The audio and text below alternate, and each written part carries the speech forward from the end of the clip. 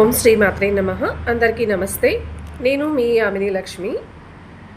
చెప్పొచ్చేది ఏంటంటే, ఎక్కడ చూసినా జంతువుల పట్ల మనుషులకి ద్వేషం పెరిగిపోతుంది. ఎందుకు అనేది అర్థం కానటువంటి ప్రశ్న. అంటే ఫోన్లలో ఎక్కువైపోయి నిమగ్నమైపోయి రోడ్డు క్రాస్ చేస్తున్నప్పుడు, డ్రైవింగ్ చేస్తున్నప్పుడు కానీ, తింటున్నప్పుడు కానీ అసలు నిత్యము ఫోన్ అనేది వాళ్ళ ఒంట్లో భాగమైపోయింది. కాదని నేను చెప్పట్లేదు. సో, పక్షులు ఏం చేశాయి, ఆ వీధిలో ఉండే జంతువులు ఏం పాపం చేశాయి, వాటికి కూడా ఎమోషన్స్ ఉంటుంది కదా! పిల్లలు పెట్టుకుంటాయి అంటే వాటికి కూడా ఆహారం కావాలి, నీడ కావాలి. ఎక్కడ నివసిస్తాయి? ఎవరి బాధ్యత? ఏదైనా చెప్తే మీ ఇంట్లో తీసుకొనెళ్ళి పెట్టుకోండి, మీ ఇంట్లో తీసుకొనెళ్ళి పెట్టుకోండి అంటే, మా ఇంట్లో ఎన్నెన్ని పడతాయి, ఎన్నెన్ని పెట్టుకోవాలి, ఎక్కడి నుంచి పెట్టాలి? అది కాదు కదా సొల్యూషను. అమ్మ పెట్టదు, అడుక్కు తినివ్వదని వీధి కుక్కలు కావచ్చు, ఇంకా కొన్ని పిల్లులైతే అసలు బయటకు రాదు న్యూస్. అవి పిల్లలు పెట్టుకుంటాయి పాపం.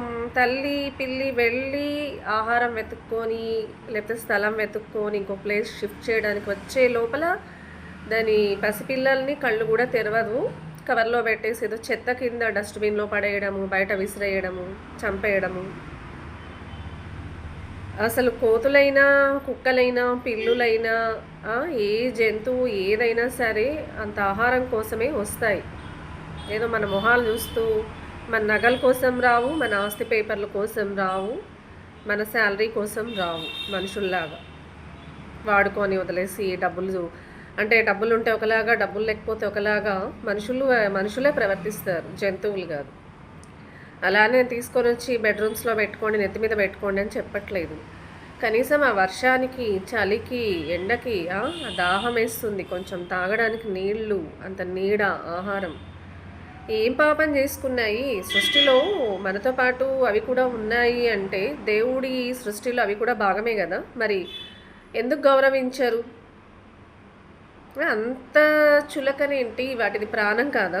మనుషులొక్కటే ప్రాణమా? మనుషులొక్కటే బతకాలి, మనుషులు చనిపోకూడదు.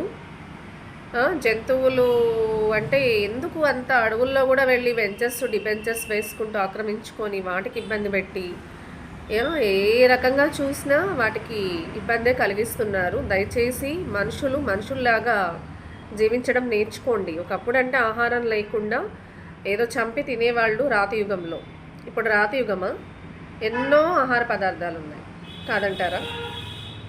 ఆలోచించండి ఒకసారి.